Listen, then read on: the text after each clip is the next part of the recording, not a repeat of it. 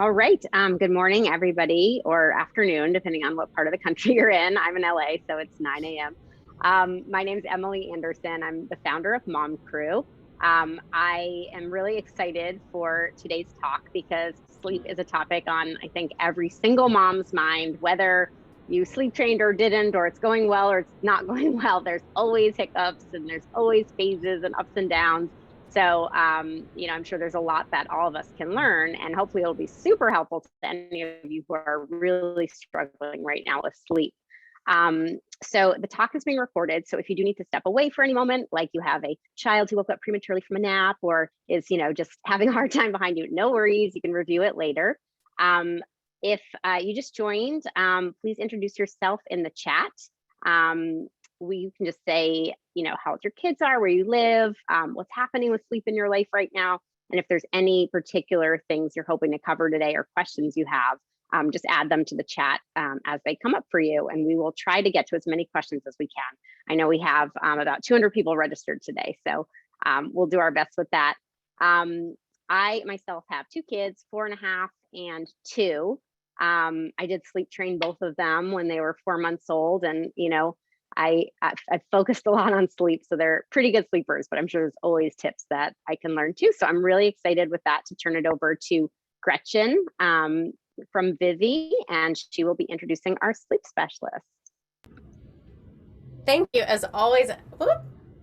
Okay, I'm spotlighted. I thought I was on mute. Thank you as always, Emily, on behalf of Mom Crew and Vivvi. It's so great to be back here, and we're thrilled to be talking about sleep. I can't stop smiling because I see so many names or faces that are either Vivvi families or Vivvi families who've moved away or an old Vivvi faculty member. Yay, it's so nice to see everyone. And if you are not a Vivvi family, it's the first time you've come to one of these webinars, we're so happy to have you. My name is Gretchen Richer, and as Emily said, I'm head of family experience at Vivvi. And Vivvi is on a mission to reinvent childcare and early learning for today's families. We're doing so in a number of ways. In New York, our 3 campuses specialize in learning and care for ages 6 weeks to 5 years. And then nationally, our in-home program, which really takes everything about our model, our teachers, the school model, and we place it inside your home. We've expanded our coverage to literally meet families wherever they are. We're also excited to partner with Coterie today for a special giveaway. So if you don't know the company Coterie, they are designing diapering solutions for problems that keep parents up at night. Their diaper is among the softest and most absorbent, allowing your baby to sleep better and longer without leaks, blowouts, diaper rash. If you've been up at night with a wet diaper, you are feeling it. You totally understand. So thanks to Coterie.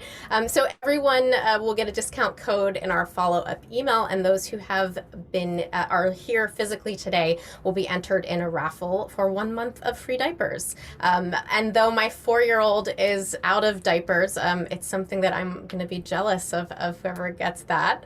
And as a mom of a just turned 4-year-old, I am emotionally wrapped up in the sleep or not sleep process and have kind of ebbed and flowed on my level of control or out of controlness. So I'm excited to hear what Jensine has to say. As Emily said, we'll use about 45 minutes of our time really focused on some great information about sleep success, specifically focused on the ages of 0 to 5, and then also incorporating some of the wonderful submissions by you of the audience. And then again, we'll try to tackle as many questions as possible. I think there are thousands, if not tens of thousands of books on the topic of sleep, both for young people and older grown-ups.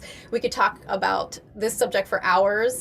There are so many different schools of specific thought on the various technique for good and healthy sleep. And so simply put, there's no way we're going to get to everything in that time. But what we do hope is that we know your child and your family is unique.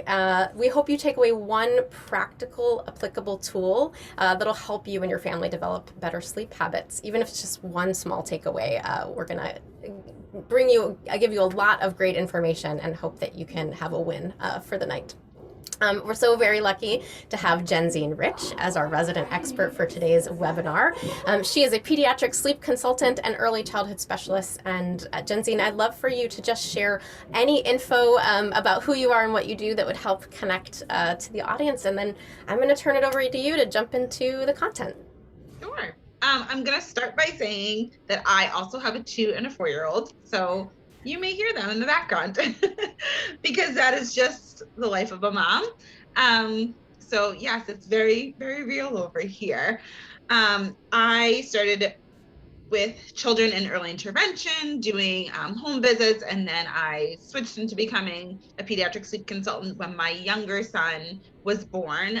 So I have worked with hundreds of families at this point, and exactly what Gretchen was saying, there's so much that I could talk about sleep. I literally could like geek out and talk about sleep forever.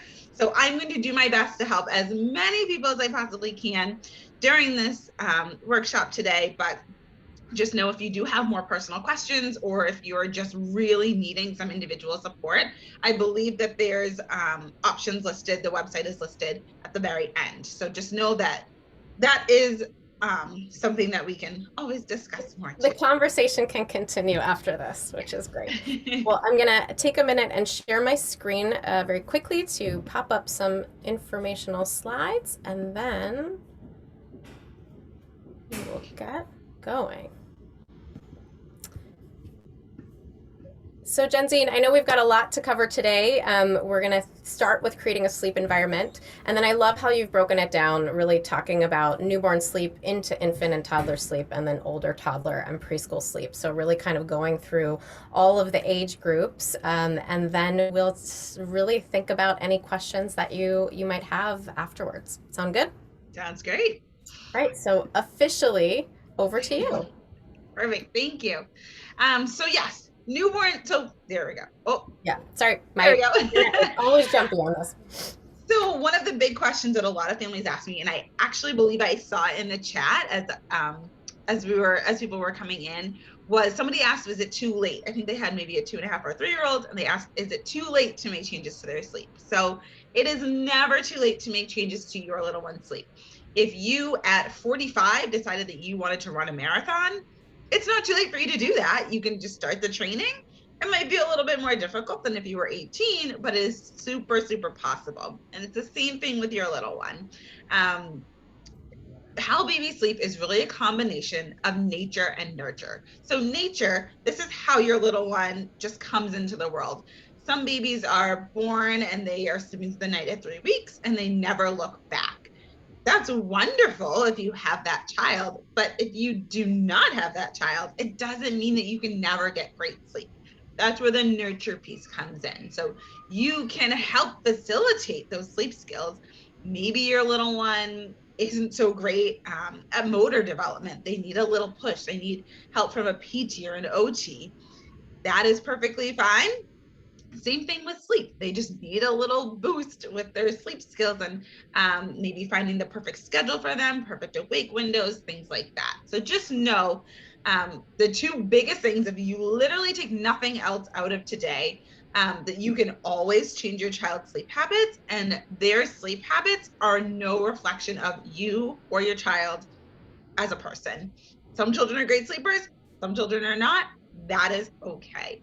I know sleep can sometimes be associated with like guilt and, you feel bad if you sleep trained or if you didn't, but it is the way it is. So I love this as a mindset. So you're kind of going in with empathy and love and care, but also having this mindset of boundaries and structure and stability and sort of the head and the heart kind of working together. Yes. Yep. That's it. So creating a sleep environment. So no matter how old your little one is, creating a sleep environment is going to be the biggest thing. Maybe your child has great sleep skills, maybe they don't, but if you're asking them to sleep in a super bright room, in a super loud environment with a ton of chaos going on around them, that's not going to lead to great sleep. So no matter their age, getting their sleep environment down first is one of the biggest things you're going to want to work on. Children typically are not scared of the dark until they start to get an imagination around age 3. So the younger your little one is, actually the darker you want it to be. Think about a child that's in the womb. I'm expecting my third right now. It's dark in there. There's no nightlight. She cannot see anything very well. So you want to replicate that as best you can when your little one is born. So looking at this bedroom darkness scale, ideally you want it at about a 7 or an 8. You want to be safe if you have to enter the room and attend to them or get them for any reason, but you also really want it to be as dark as possible. For the older children, we'll talk about that. Night lights, things like that. I'm really talking to them about their fears and what specifically they're saying they're scared of will help with that fear of the dark. So we'll talk about that when we get to the older children's side. But for sleep environment, I have a couple questions that I want to ask. So back to your mantra from the beginning, if you haven't been incorporating this and your child is under 2, good to kind of introduce gradually, or good to kind of say, okay, next week we're gonna start with blackout curtains, sound machine, anything to suggest? I'm a rip the Band-Aid kind of person. To me, if you're going to be making changes to your child's sleep, you want to A, do it at bedtime, and you want to B, do it all together. So if you know, okay, my child sleeps in this super bright environment in our room, and I would love for them to sleep in this super dark environment in their own room, the day you start making those changes, do it all at once. If you're making these small little changes, it's gonna add to more confusion, lead to more tears. It's gonna be harder for everybody. So if you just start, here is a new expectation, here is now what we're doing, in the long run, it will be a lot easier for everybody. Thanks. And are you considering this also for nap time as well? Yes. Got it. Yep. You want that sleep environment to be the same thing all the time. So they know this space means sleep. Perfect. All right. The sound, I don't know if everybody read this, but sound machines will help block out outside noise and distractions.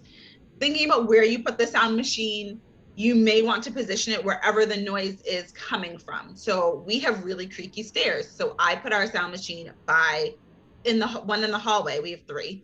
We have 4. One in the hallway, so it blocks the stairs. And then one like by the door as well, so it can block out any outside noise coming in.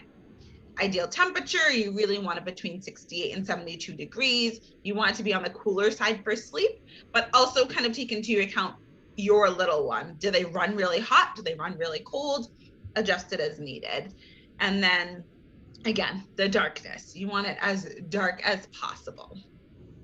Thank you. That's great. We just had someone say, I feel like my daughter prefers a little bit of a higher temperature, 73, 74. So you are really also kind of listening to your gut there as far as temperature too. Yes. Yeah. I mean, I would say like overall the 68 and 72, but if you know that they run a little bit colder, or maybe their particular room is different from the rest of the house, that's definitely something to take into account. Awesome. Wow. So much information. We're on like slide 2.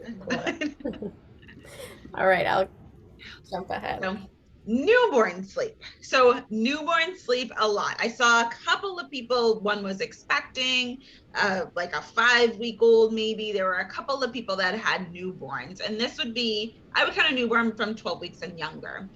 So they sleep a lot. About 16 to 18 hours a day, and can only stay awake for about 45 to 60 minutes at a time. So while that sounds amazing, 16 to 18 hours a day, it's not going to be like a nice 12-hour stretch overnight that you also get to sleep. It's going to be very broken up. The nap times are going to be inconsistent. Sometimes they nap for 40 minutes, sometimes they nap for 2 hours. So just know that that is the expectation, and that is okay. Starting to follow an eat, play, sleep schedule will make your day a little bit more predictable. There's not going to be a schedule at this age that they're going to be able to follow. But if you think about the day in 3-hour chunks, it's going to help you get through it a little bit easier. So if they wake up and eat, they have about 45, 60 minutes to be up, including that feed, then they sleep. So you eat for maybe 30 minutes, maybe you have 15 minutes of play, tummy time, singing, just looking at them. and you get them ready for sleep. You swaddle them, shush them, hold them, rock them, whatever it is you want to do to have them fall into a nice sleep. If you have a child that is really upset, maybe they have colic, maybe they were up for way too long, overstimulated, now they can't get to sleep on their own, remembering these 5 S's is really going to be helpful. So swaddle, side position, so you hold them so they're facing out. I wish I had a doll.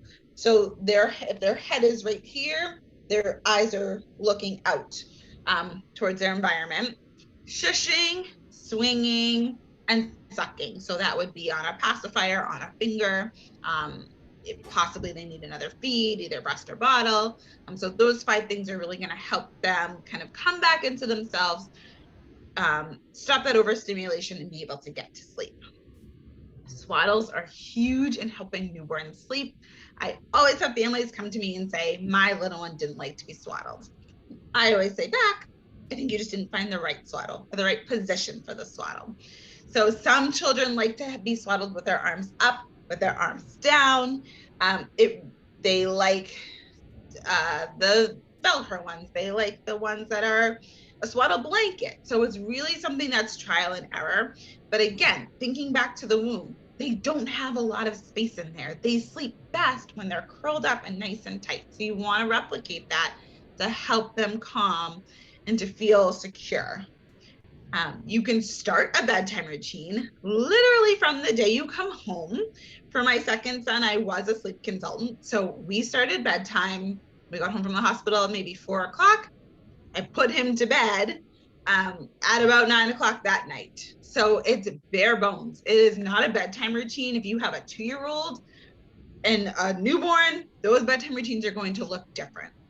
But you want to have about a general time, an hour around that, okay, this is going to be your bedtime. So they just start to know, okay, this is a little bit of a different routine than we do during the day. This means that a longer stretch of sleep may be coming and expected. So really for newborns, the biggest takeaway is to prevent overtiredness by focusing on those awake windows. That 45 to 60 minutes, biggest thing that I want for newborn parents to remember from today. Can you repeat that? Following awake windows. Say that again. So you want to follow awake windows. Notice my baby woke up at 12:21. Now I know they need to get back down at 1:21 about to be able to fall asleep easily. They go too long, they're going to get overtired. You're going to need those 5 S's to help calm them down. Perfect. And I just saw that comment. Do you want me to address that? Yeah, go for it. I wish I had. Okay, I have a remote. So this is your baby's front. This is their face. So you're going to hold them this way on their side so they're facing out. Not, if you need to, you can turn them if they're overstimulated to face you so they can't see out. But being in this side laying position is going to help. I hope the remote was a helpful tool. The remote will give you less fighting than the yes. They will quiet a lot easier than a newborn, possibly. Awesome. So I know we're going to talk a little bit more about swaddles later too, and some time frames and recommendations, but we'll head into kind of that infant toddler strategy. Yes. So the biggest question for this age is successful strategies for consistent and smooth bedtimes. So the tricky thing is kind of like what Gretchen said, there are so many schools of thought around sleep. Do you sleep train? Do you not? If you do sleep train, what method of sleep training do you go with? Cry It Out and sleep training somewhere along the way became the same thing. They are not the same thing. Cry It Out is if you think of sleep training, Cry It Out is a method of sleep training, but there are other methods under that umbrella. So if you feel like I have to be awake forever or I have to let my child cry it out, that is not true. There are other things that you can do. You don't have to pick one or the other. So just know take that. And would you say that is an option? Would you say it's a combination of going back to that nature and nurture and where you feel like you can have the most control, but also where you feel your child's potential personality, your personality, what your tolerance Exactly. level is, and so thinking about those factors and how you would consider a possible sleep training method. That's the biggest thing, because there are so many methods. Yes, they are all successful methods. What's going to make it successful for you and your family individually is how comfortable you feel with that method.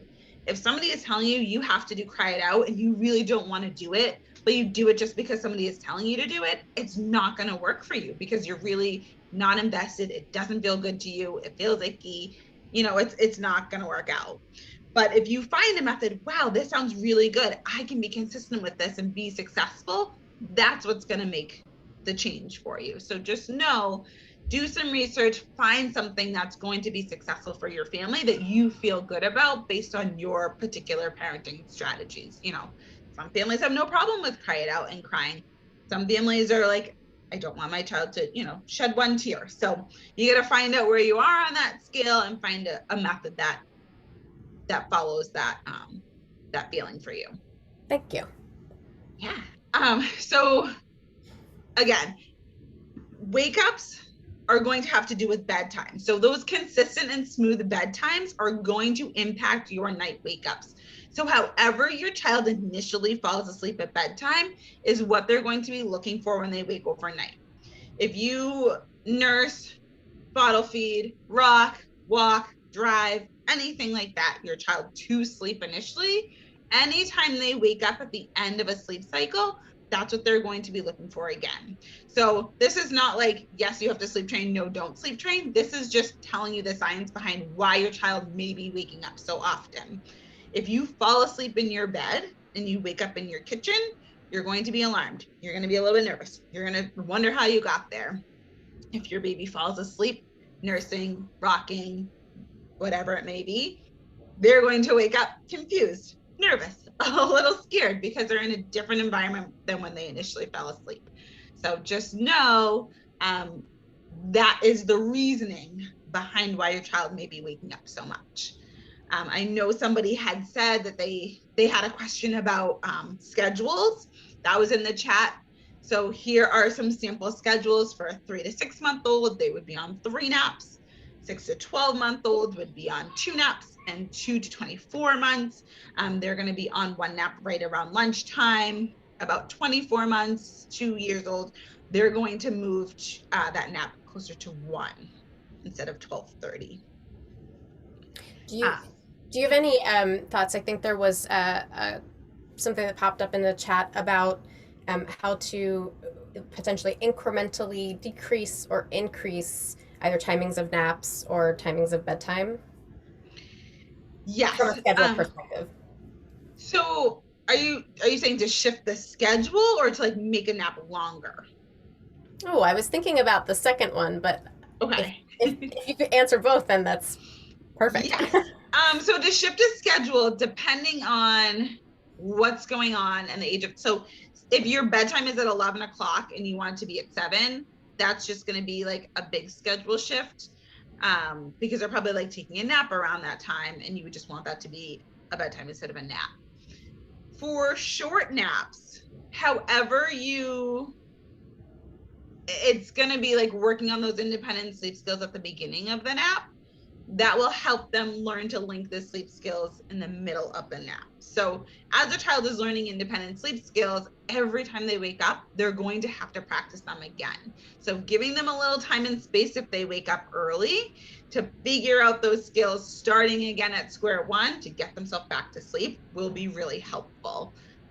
So just know it's not going to be a seamless process at first. It's going to be like, I kind of figure out how to get myself to sleep.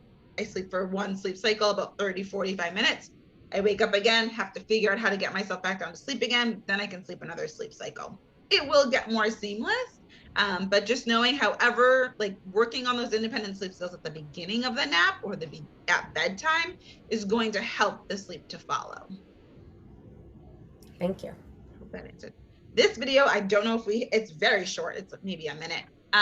But it kind of shows our bedtime routine. So it's myself and my 2 boys. It's very like we sped it up. I don't know if we want to show that, but yeah, Let's do it. Kind of shows, like, I can kind of walk you through what an appropriate bedtime would be for a toddler. Do you want to talk through first and then video, or do you want to video and then talk? I'll talk as the video's going. Okay, perfect. It's very short. There's like little music playing. So this is my younger son. We would come into his room. We would do a diaper change and put pajamas on. We would read books. So we would sit down. I would have them pick the books so they feel a little bit more independent and in charge of bedtime. After books were done, turn off the lights. We do a little dance around. And then my younger one gets into his crib. Pop him in, turn the sound machine on, go to my older son's room. Do the exact same thing. He gets to pick the books. This night he was having a really hard time deciding which book he wanted. Of course, when we wanted to film it, we read the books. He turned on his sound machine. He turns off his light, pretends he can't reach it, and then I pop him into bed. And that's it. So it really is very like straightforward. It's to the point. He knows what to expect. I know what to, I know what he is expecting. He knows what I'm going to do. And it just makes it that much easier. So you really want them to be, a bedtime routine should really be about 20, 30 minutes, not much longer. And I know we'll get into older toddler preschoolers who will at some point want to extend that or delay it, or there are other things that come in. As I'm moving into older toddler preschool, if that works right now, I maybe I'm making this up, but thinking about some of the inquiries that came through the chat, it almost feels like there's also a point where maybe someone has been a quote unquote good sleeper or a consistent sleeper, and then all of a sudden, like, it goes to pot, and you're like, what did I do? Did I do anything?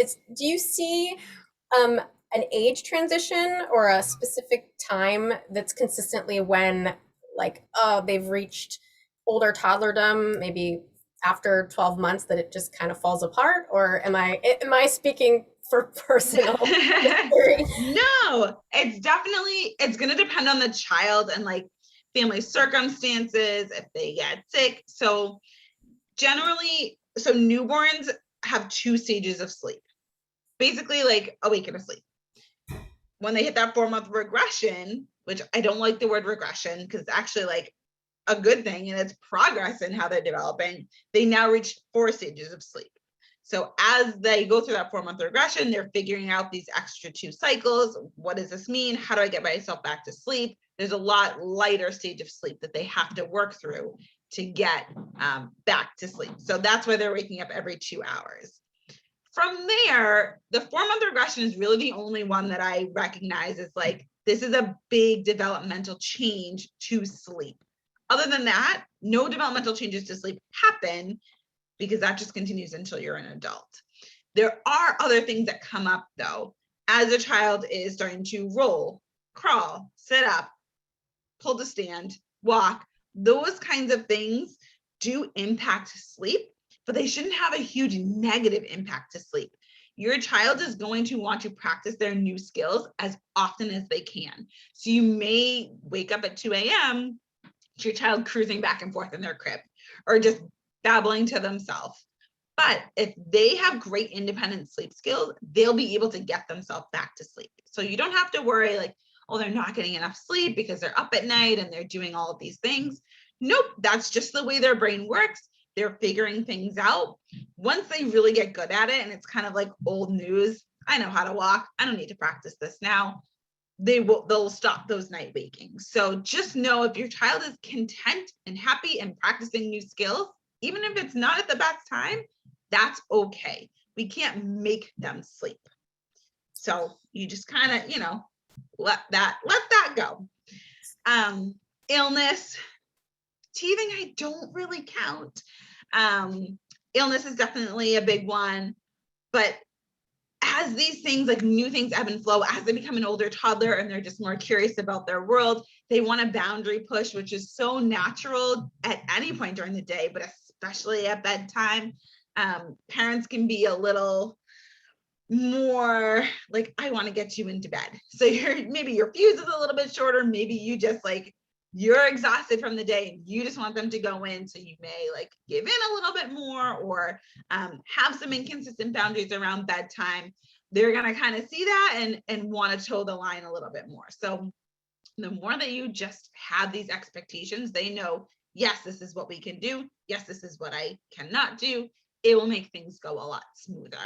Thank you. And tell me if I'm right or wrong here. So if it's potentially a developmental phase, whether it's physical or cognitive, and that's causing maybe some awake times at night, maybe not the worst thing in the world, but it would not be effective as a parent to come in and like try to problem solve or try to like impose a new routine or try to do something. So would you kind of say like let it ride itself out? And it's very inconvenient for everybody because they're up in the middle of the night. But as long as they're not, upset and they're not crying and screaming and it seems like something is wrong, then that's okay to just let them ride it out. If they're just content hanging out, maybe you can't sleep because you're trying to monitor what they're doing and like anticipating that they might wake up and be upset, it's going to be a little bit harder on your sleep. But they are just doing what comes naturally to them. They found, okay, the sleep pressure's not as high. I got some time here. Let me hang out and figure this out. Now I'm ready to get back to sleep. So again, if they're not upset and they're content, you can let them be. Thanks. Thanks for letting me pepper you with some questions, but I think they're great. Yeah, and of course, now that we're in that toddler preschool sleep stage, feel free to talk through some of these big topics. Yeah, I feel bad like I'm talking really fast. You're doing so great. Okay, I feel like I have so much to cover and I'm like, You're doing so great. Okay. So older toddlers and preschool. So this is a big question because everything seems to be going well. And then there's some big adjustments. You're maybe dropping naps. You're moving to a bed. So there's a lot more freedom that comes with that. They have a lot more vocabulary. So they can tell you, they're happy about something. They're not happy about something. So it makes it a lot more difficult when you have to have an answer for things or feel like you have to have an answer for things. And honestly, you might not. You might not know what to say.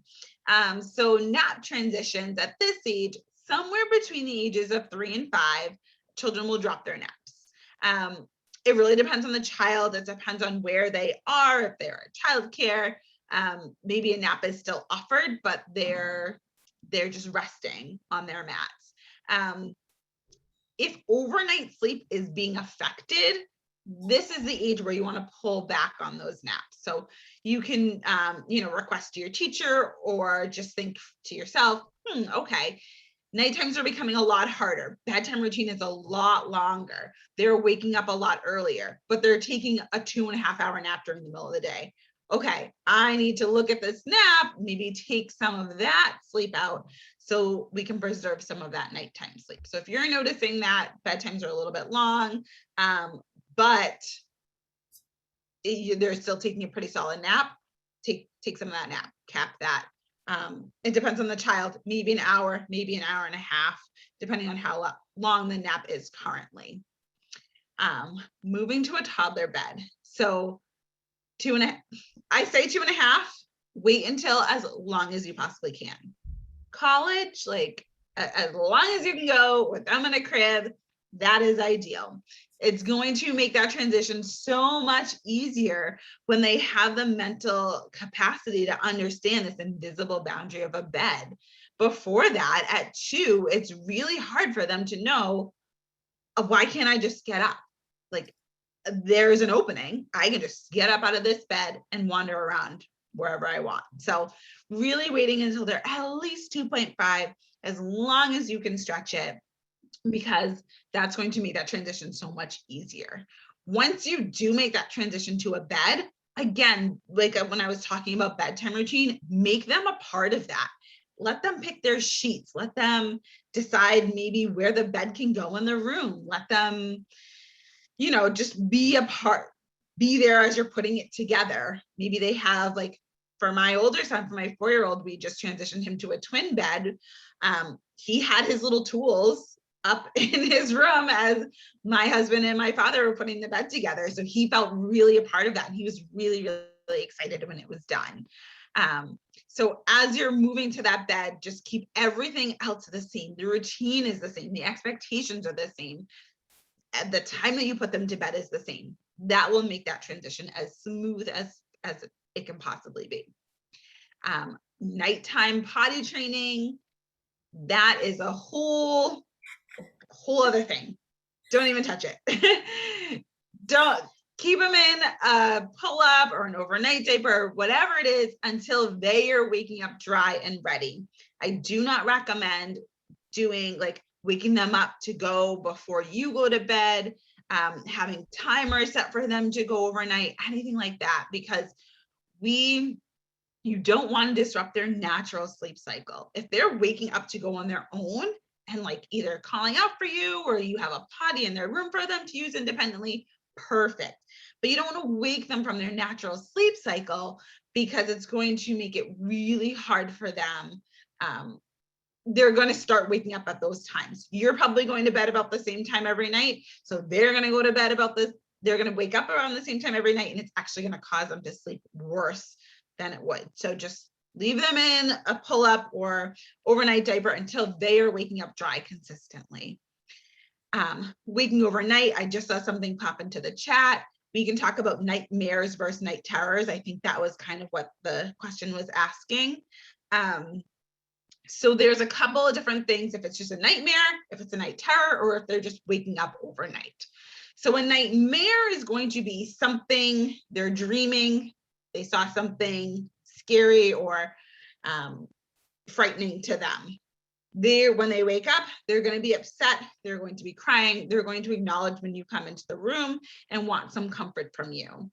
Nightmares happen because of whatever is happening during the day. So maybe they saw something scary, they watched something on TV, somebody talked about something at school. So talking through that at a different time is going to help them be able to process that, especially if your child isn't as verbal. So doing some play around it, maybe here's some figures.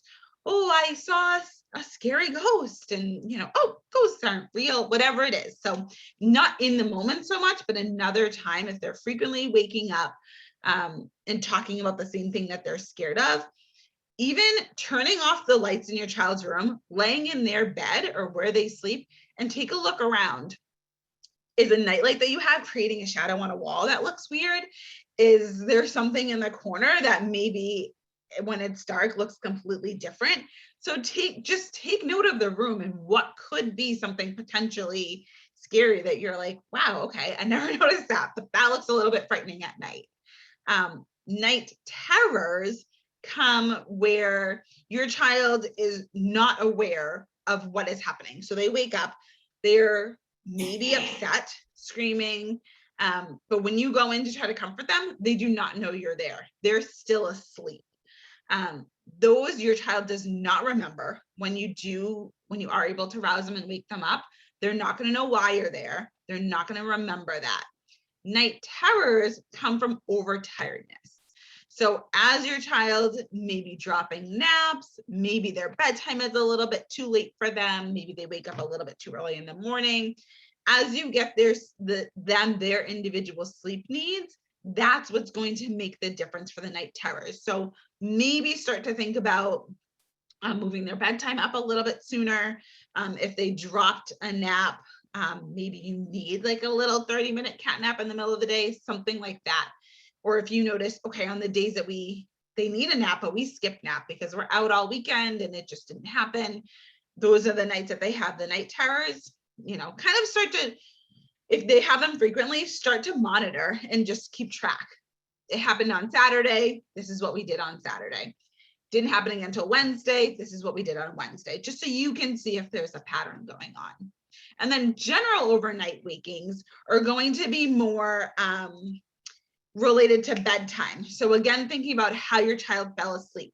Did they fall asleep with sleep props? Change as children get older, but they typically don't go away. So if you have, not to scare you, a child that doesn't sleep well as an infant, most likely about 80% of the time, they're still having trouble sleeping as a toddler or preschooler. maybe they needed to be held, rocked, fed when they were younger. Then they needed a parent to stay in the room or lay with them until they fell asleep. So it didn't go away, it just changed. So thinking about how they fell asleep initially, again, is what they're going to be looking for when they wake up. If they fall asleep with you in their room, they're going to be looking for you again when they wake up. So if it's just a general overnight wake up, I'm hungry, I'm thirsty, come lay with me, think about bedtime and setting some more boundaries there. So asking for a friend if you happen to lay down with your 4-year-old occasionally and that's what they expect, that probably why they're waking up is because they're expecting you to be there. So maybe you should rethink that bedtime routine. Yes. And I think sometimes too, some families feel like it's all or nothing.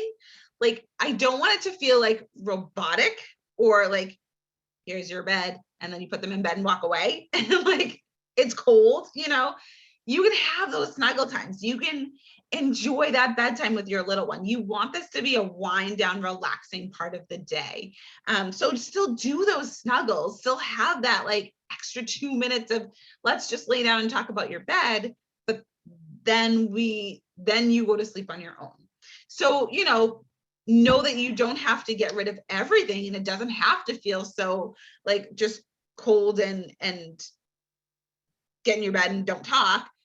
But you also want to have like an end game to that, where you are still ultimately leaving the room and they're falling asleep on their own. Right. I'm the boss. Yes, exactly. So drawn out bedtimes. Oh, so the overnight wakings too. That's where that came in. If you have like stalling techniques, that's what I consider drawn out bedtimes. So one more book, one more story. I need to go to the bathroom. I forgot to tuck in Elmo downstairs. If there's like two camps, if it's something that your child regularly asks for and you can do it before you start your bedtime routine, do it then. So in our house, we have a last sip. My son he was always really good. There was a couple of days where I put him in bed, and as I was walking out, he'd say, but I'm so thirsty. I was like, oh, and it gets you because, I'm a mom, like I get it. You don't want to deny your child water. Like that just feels really bad. But okay, are you really that, like you weren't thirsty the whole half an hour before, but now you're like dying of thirst. So we do a last sip. So he knows, okay, this is my opportunity. If I don't take my sip now, it won't be offered again. So you want to make sure that you're offering those things, but at an appropriate time. So you can do a last sip. You can do a last potty trip. You can do a last snack. Like if they don't eat a great dinner and need a bedtime snack, a last good night, something like that. So if okay, my child always is stalling and asking for these things at bedtime, I'm going to build that into the bedtime routine before they get into bed so that it's already addressed. And when they do ask me later, I can say, oh, nope, remember we already did a last sip. Now it's time for bed. You don't feel like you're denying your child, but you also are keeping that boundary really strict. Same thing, like for bathroom, that's really the biggest one, because oftentimes you're not going to take the risk of changing the pee sheets. So you're probably going to let them get up. So having like a physical, depending on their age, a physical potty pass. So here is this piece of paper. It's a coaster. Here's this piece of paper that they have next to their bed. When they call out or come out and say, I need to go to the bathroom, you say, okay, give me your potty pass. They physically have to hand you this potty pass and you say, okay, this is it. Now you can't come out anymore. This is your last chance. So they're really going to think, do I want to use this potty pass at this particular time? Because I know that this is my only option. So having something that's very concrete is going to help. Same thing with the toddler clock, another thing that's very concrete, and they can know if they're waking up early, this means I know when I can get up and I know when I cannot get up. So like giving them as many representations, as many visual aids, as many things as you can to help them be successful during sleep and know the boundaries is going to be helpful. Thank you. That was a really robust slide, but I know they get a little more complicated as they get Yes. older. Yes. So we've got one more slide, just a couple wrapping it up on resources as you grow, and then I think we've started answering some questions, but I'm going to have Emily kind of guide us in the questions department. Yeah, so this last one, and then we'll do some questions. So another thing, just when can you introduce certain things? So you want to use a swaddle when a child is between 0 to 12 weeks. By 12 weeks, you want them completely out of that swaddle for safety reasons, because if they start rolling early. So start that transition between 8 and 10 weeks. So they are 100% out of the swaddle by 12 weeks. After that, you go straight to a sleep sack that is arms free. I'm not a huge fan of the Merlin or the Zippity Zip or things like that. They can be helpful, but it's going to be another transition that eventually you're going to have to wean from. A blanket or a comfort item like a lovey, you can introduce that at 12 months old. A pillow, technically you can start at 18 months, but I really like to wait until a child moves to a toddler bed to introduce a pillow. And then a toddler clock. Around 2.5 once they're moving to that toddler bed. So again, they have that like very easy visualization of when they can wake up, but you can actually use it a little bit earlier. I've used it as early as like 18, 20 months. It takes them a long time to get it, but it's there, it's concrete. They will start to understand it the more that you give it power and remind them about being able to use it. I love that idea. I'm going to go looking for toddler clocks after this. Yes, there's some really fun ones. There's like, it's a moon when they should be sleeping and a sun when they can get up. There's ones that have lights.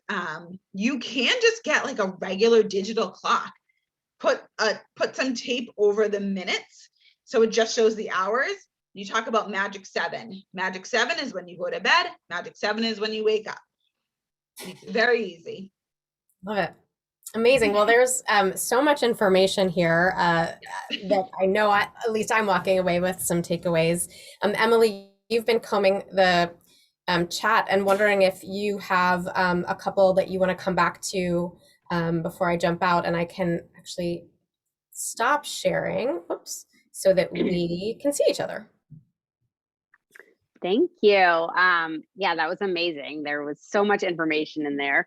And there are so many questions. So I know we technically only have 10 minutes left. I will try to highlight some of the ones that seem like themes that came up. So one of them was a few people said their child would fall asleep okay on their own, but then wake up an hour or 2 hours later and then consistently through the night.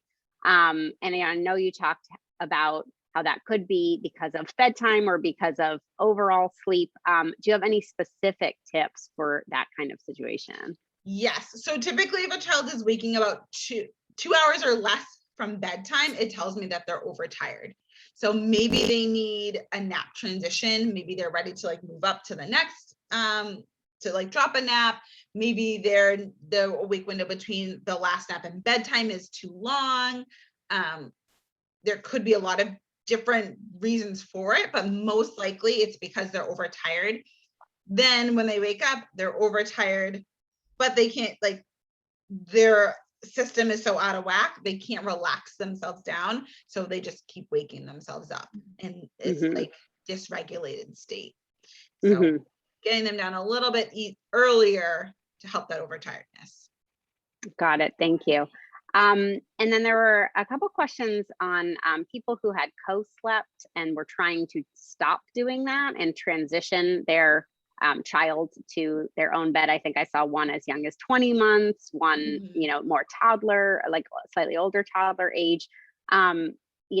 Also related to that, a couple of people said they have children who are like 2 or 3 who they never sleep trained and are just having a really hard time now. And I know you said it's not too late to start, but what would be some of your tips for if you haven't done anything until the toddler age and now you're really trying to instill some better sleep habits?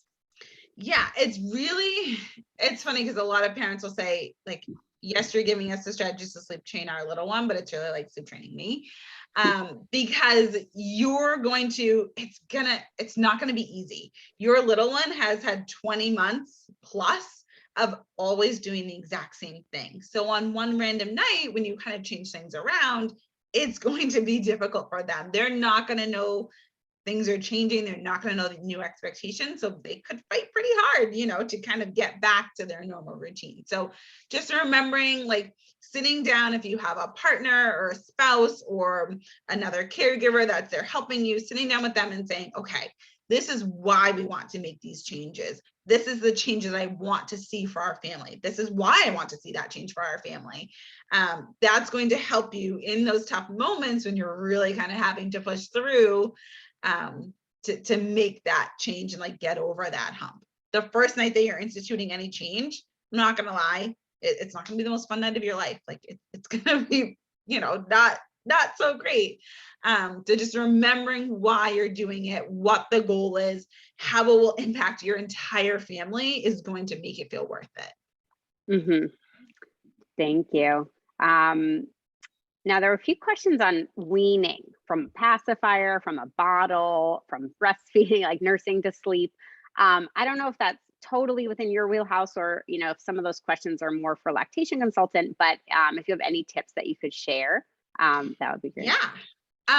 For pacifier, it depends. There's like two windows. I would do it either on the younger side, like before 5-6 months, and they can use it independently, or after like 2.5. In the middle, yes, it's a sleep prop, but they're a little bit more independent about it. It's going to wake them up when they're looking for it, but they will be able to get themselves back down to sleep. So I'm not so against it. If you remove it before 4 months when they're not able to use it independently, or after when they can have a little bit more understanding, it typically goes a lot easier. So unless there's a reason, and like your pediatrician or your pediatric dentist recommends weaning it, I would wait for one of those windows. Night feeding, depends. That's a really hard one for me to say overall, because it's going to depend on the child. If they have any medical concerns, their weight gain. Typically, if a child is 6 months and or 13 pounds, they are like medically able to go through the night without a feed, with, barring some extenuating circumstances. So just knowing that there's a couple of different methods that they can use. You can cold turkey that night feed. You can do what I call personal best. So if you know your child can make it to midnight, I wouldn't feed them anytime before midnight. Say they wake up that first night at 11, fall back asleep, wake up at 2 o'clock is their new personal best. So now you wouldn't feed them anytime before 2. And then it keeps pushing and pushing. So that, a lot of parents, I generally go that direction. A lot of parents like that, because you're not just taking the feed, you're doing what you know that they can personally do. So the night weaning is like, it's hard because I do so many individualized plans. So it's very easy when I know the family and I know, their feelings behind things, but generally it's hard to give like a specific answer for that one. Right. Thank you. What do you do if your baby just seems to hate the crib, or your toddler hates the crib? So I would have them do more in their room, but not necessarily in the crib. Think about also how you're reacting to the crib. I'm so sorry that you have to go to sleep. I'm so sorry that you have to sleep in here. Oh, poor baby that I have to let you in the crib. That's not going to help, because then they're going to also have a negative connotation with it. So if you go in there, this is your room, this is your space, this is where you feel comfortable. I wouldn't use that crib or room. I wouldn't use the crib for like other things besides sleep. So if you have to go to the bathroom, you want to get a drink, anything like that, I wouldn't place them in their crib at any other time than you're not expecting them to sleep. So having them get familiar with the area, and then just being really positive about that sleep situation is going to help them become more accustomed. But if the only time they're ever going into their room, or even they're ever being put down as a baby, is to go to sleep in this crib, that's going to build a negative association with it. Mm-hmm.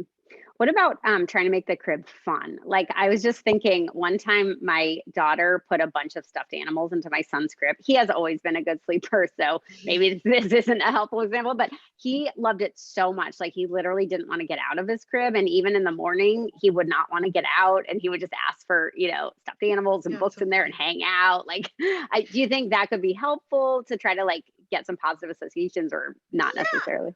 It depends. It depends on the age of the child. It depends on kind of like what's going on. You do want them to know, like, I mean, think about how you view your bed. When I get out of my bed in the morning, I like look at it longingly, like, I can't wait to come back to you. So you want your little one, they're not going to feel like that, but you want them to have that positive association. So if you do know, yeah, they only have this, like these special stuffed animals for bed, or they have this super cozy blanket that they really love, like that could definitely kind of boost that morale for going into the crib. Thank you. There were a couple of questions I saw on, like, people were worried that their child seems to be on the lower end of sleep for the range for their age. I know I have worried about that myself because my daughter has always been at like the bottom of the range for her age. And I've talked to my pediatrician about it, and I'm sure it's a good conversation for your pediatrician. You know, but if, you know, if you have any thoughts on that, that could be helpful, like either what a parent should be thinking or if you should be trying to do something about it. I mean, as long as they are growing and thriving and like their temperament is great during the day, my thought is like somebody has to be on the bottom, like, you know, like there are children that have to be at the lower end of sleep needs, and that's as long as it's not impacting them like emotionally or socially or anything like that, then developmentally, I think it's okay. It's not so great when their sleep is at the lower end, but they need more. Like they're really struggling throughout. Right. They're not able to work on developmental skills and learn new things because all their energy is just going to keeping them awake. So as long as they're thriving and growing and all of that, and they're at the lower end, that's okay. Got it. Thank you. Do you have time for one more question? Yes, one more. Okay. So I know you talked about how, you know, sleep training doesn't just mean cry it out or nothing, that there are more gentle methods and not everyone's comfortable with crying. I know there are a bunch of different methods, and you try to come up with what's right for your, you know, individual family, which is a great reason to work with a sleep consultant. But are you able to just maybe give an example just so people can understand like a more gentle method? Yeah. So there's a couple. There's like depending on the age too, there's a pick up, put down where you would pick your child up and then like be able to put them down when they're calm. That's more for like newborns. Then there's like stay in the room method where you would stay with them and help support them until they fell asleep. There's ones that include check-ins where you would go in and check on them every, I do 10 minutes. Then it increases like, so I would say this is increasing in like gentle methods. So the pick up, put down would be the first. And then after the check-ins, you would go to more of like a fervor, which would be extending those check-ins. And then it would be that extinction, which is just cry it out. You pop them in, you walk out and see them in the morning. Right. Got it. Thank you so much. This was such a wealth of information. And apologies to anyone whose questions we weren't able to get to. But I know, you know, a lot of questions are very personal and very individual to your situation. So, you know, if you're really struggling, it's definitely a great idea to reach out to a sleep consultant. We'll provide Jensine's information in case anyone wants to do a follow-up. Any parting words, Gretchen? No, I'm just so thrilled for both of you to have both of you here, Jensine. It was truly amazing to hear all of the information. I wish we could continue on. I know we got to hop, but just gratitude around. Yes, thank you both for having me. Thank you so much. Good luck to everyone on the sleep, and I hope to see you at another Mom Crew event soon. Bye. Bye.